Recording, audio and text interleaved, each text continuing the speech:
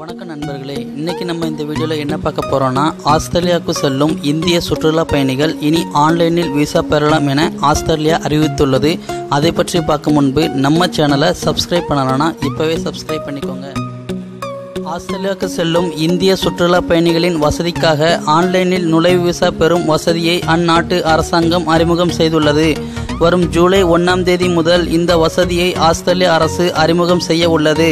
இதனால் ஆஸ்திரேலியாவுக்கு சுற்றுலா செல்லும் இந்தியர்கள் இனி சிரமமின்றி நுழைவு விசா பெறலாம்.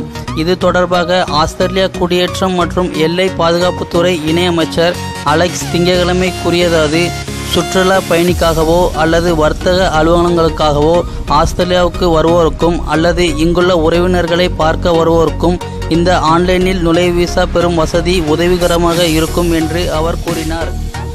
இந்தியர்கள் விடுமுறையை கொண்டாட விரும்பும் இடமான ஆஸ்திரேலியாவுக்கு சுற்றுலா பயணிகளாக வரும் இந்தியர்களின் எண்ணிக்கை அதிகரித்து கொண்டே இருக்கிறது.